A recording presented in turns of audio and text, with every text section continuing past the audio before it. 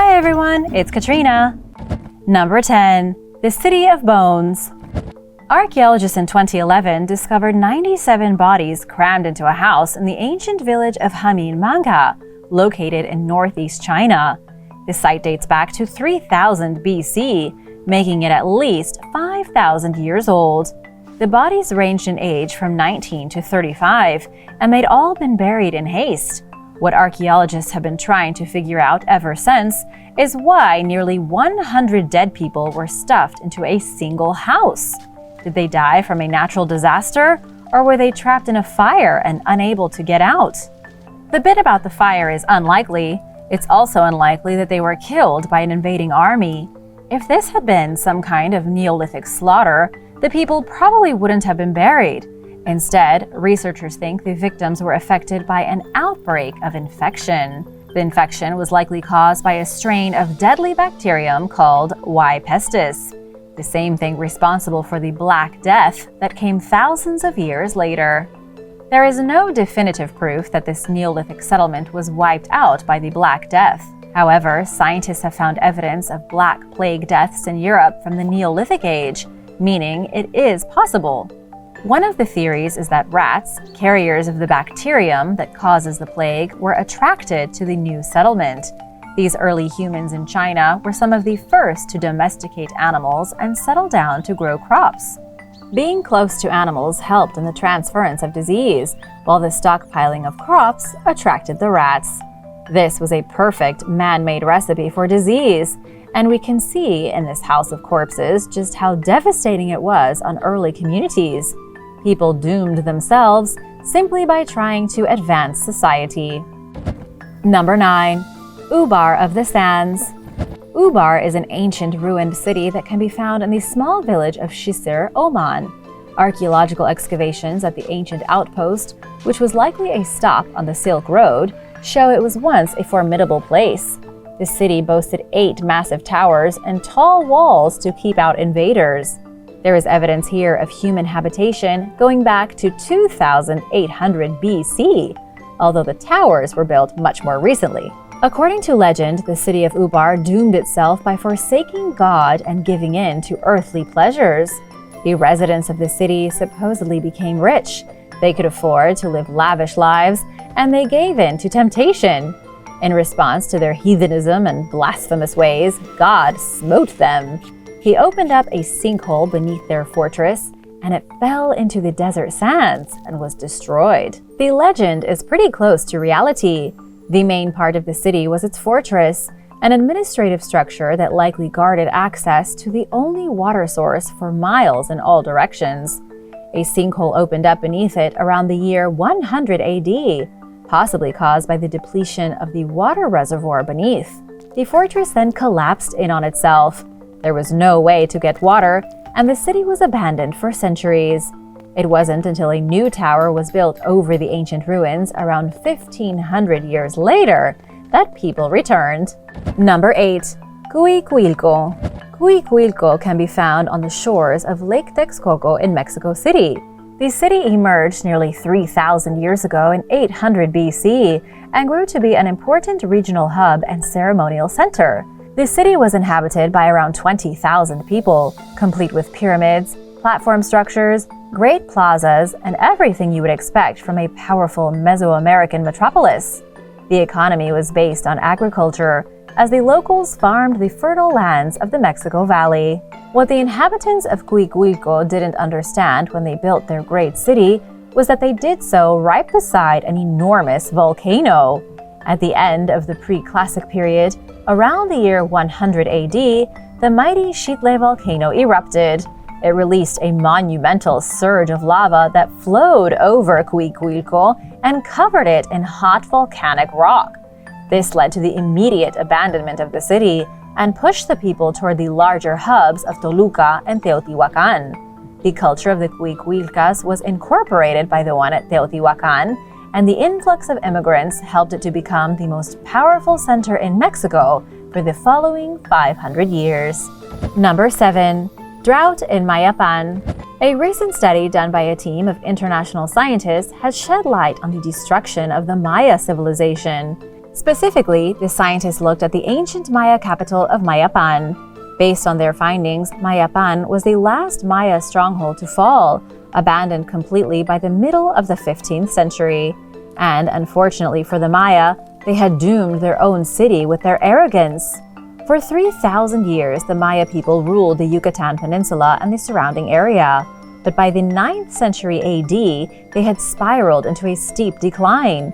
Within about 100 years, most of the Maya territory was in chaos and ruin. The one place that survived while all others were falling was Mayapan. Its resilience established it as the center of the empire in the 12th century and allowed it to go on thriving for another 300 years. It was an incredibly developed and modern city. At its peak, it contained between 15,000 and 17,000 people. Whereas most of the Maya Empire was destroyed due to drought, Mayapan was not. In all likelihood, it could have survived all the way until the arrival of the Spaniards. That is, if it wasn't for the Xiu family. This was a family of aristocrats who had lost a significant amount of power because of the drought, disrupting the rest of the empire.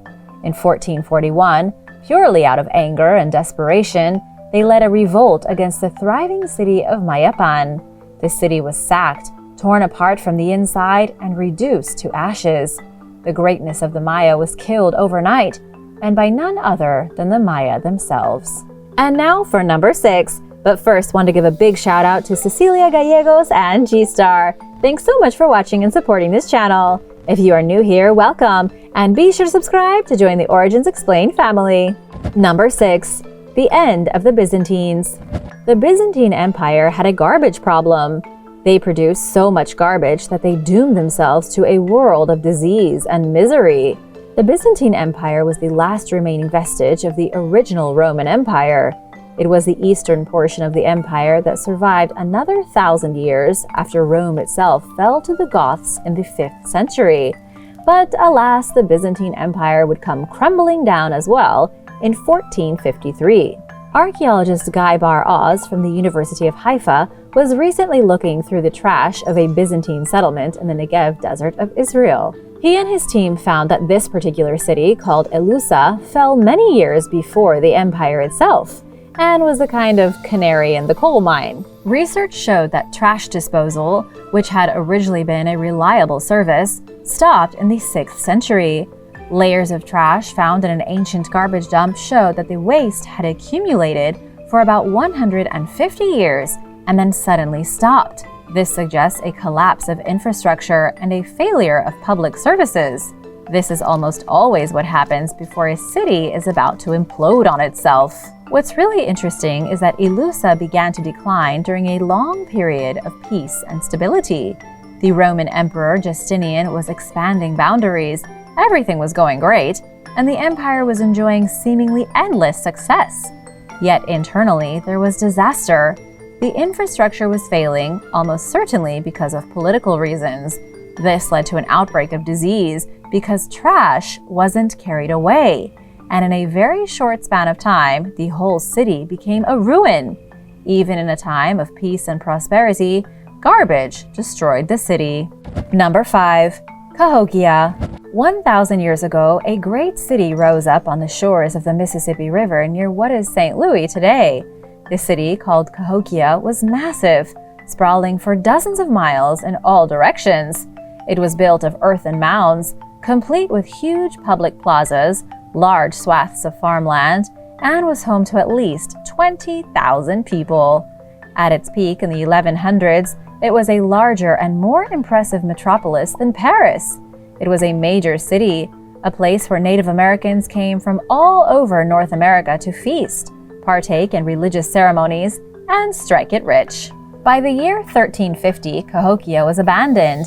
In an incredibly short time, only about 250 years, Cahokia went from being one of the most important cities in North America to a deserted ruin. For decades, researchers have been trying to figure out what happened. The abandonment of Cahokia has been one of the greatest mysteries in North American archaeology. But now it looks like the mystery has been solved. Scientists from the University of Illinois say it was the people of Cahokia who doomed the city to its own destruction. Recent excavations have revealed that Cahokia likely committed ecocide. It destroyed the surrounding environment at such a fast pace that the people in the city were forced to flee. So, what exactly does ecocide mean 1,000 years ago? Scientists say the civilization cut down too many trees in the area. This led to deforestation, erosion, and a sharp increase in unpredictable flooding. They cut down the trees in such a way that when the seasonal rains came, there was nothing to protect them, and they flooded themselves out of their own neighborhoods. Number 4. The Destruction of Berenike. The Hellenistic city of Berenike in Egypt was destroyed by two very different but equally devastating events. This city fell thanks to a combination of volcanic eruptions and drought. But the city was doomed from the start. It was founded in the year 275 BC by Ptolemy II. He was the king of Egypt from between 285 and 246 BC, the second king to rule Egypt after the death of Alexander the Great. The city thrived in its first years as a trading port. All kinds of goods were imported from south of the Red Sea, including war elephants. But the city relied too much on the Nile. Less than 100 years after the city was founded, a climactic shift prevented the Nile from flooding like it usually did annually. This resulted in a drought, a major shortage of fresh water, and a sudden failure of the crops. The climactic shift was the result of a volcanic eruption in 209 BC. The eruption caused a sharp decrease in summer rain from the African monsoon. This dried up the Nile, and it devastated every city that relied on the great river for food and life. 2 years after the eruption, a revolt took place against the Ptolemaic dynasty and plunged Egypt into chaos. There was mass famine. The royal family lost control of huge portions of the country, and the city of Berenike could no longer sustain itself and was abandoned. Number 3. Neolithic immolation. The Neolithic civilization of the Cucuteni Tripilians doomed their own cities on purpose. These ancient Europeans built highly advanced settlements 7,000 years ago in Eastern Europe. These settlements were sophisticated, well-organized, and densely populated. They may very well have been some of the most modern cities of the time, and yet they were purposely destroyed every 60 to 80 years. The civilization would build a city, live in it for just shy of a century, and then burn the whole thing to the ground and relocate. At their new spot, they would build another city and do the same thing over again, ultimately burning it to the ground and starting over. Archaeologists have no notion as to why the civilization purposely destroyed themselves time and time again. They were some of the earliest urbanites, with a total population of an estimated 1 million. They had advanced agricultural production, harvesting everything from wheat to peas. They made pottery, participated in unique art projects, and crafted important objects out of copper. Had they wanted to, they could have built monumental cities and lived in them for thousands of years. Instead, they intentionally burned down their settlements and built new ones. And nobody knows why. Number 2. The town of Mascali. In the east of Sicily, there is a town called Mascali, situated in the shadow of the great Mount Etna. It's arguably one of the worst places to have a town, especially since it suffered disaster after disaster, pummeled by everything from earthquakes to volcanic eruptions. And yet, despite it being annihilated by lava flows continuously over the centuries, it continues to be built in pretty much the exact same place. Between 1284 and 1285, the whole area was covered in a lava flow that swept across the town and burned everything in its path. When the volcano had finished erupting, the people went back and rebuilt their village. Then it happened again. And again. It happened most recently in November of 1928, when the whole historical center was wiped out by Mount Etna's eruption. And yet, instead of giving up on the historic town, the Sicilians went downstream a little ways and rebuilt it yet again. It's only a matter of time before the volcano blows its top and destroys the village once more. Number 1. The ancient city of Susopolis. In Bulgaria, the ancient city of Susopolis is sitting at the bottom of a lake. It was discovered in 1948 during the construction of a local dam. Archaeologists were given 6 years to learn all they could about the ancient Thracian city before the dam was completed and the area was flooded to create the artificial lake. They did what they could, and then the waters came in and buried the city for good. At least, that was what everyone thought. But in 2005, the Bulgarian architect Željko Tilev proposed a plan to preserve and reconstruct the city of Susopolis. After all, it is the best-preserved Thracian city in Bulgaria. His idea was to build walls around the ruins to keep out the water, then allow tourists to make the journey across the lake by boat to gaze over the walls at the reconstructed city. The project would cost over $50 million, and it hasn't been started yet. But if it's ever completed, it will be the most dramatic revival of a lost city that's ever been done. As for the city itself, it was destroyed in 281 BC when the Celts showed up. The city had made one major mistake that ultimately doomed them. They had, for whatever strange reason, built most of the homes outside the city limits. Instead of having everyone living inside, they opted for an open-air plan that had the residents living in small homes along the outskirts of the city. When the Celts showed up, it wasn't hard for them to kill everyone and burn the city down. Thanks for watching! Which of these ancient cities do you think was the most at fault for their own destruction? Let me know in the comments below, and remember to subscribe if you haven't already. See you soon! Bye!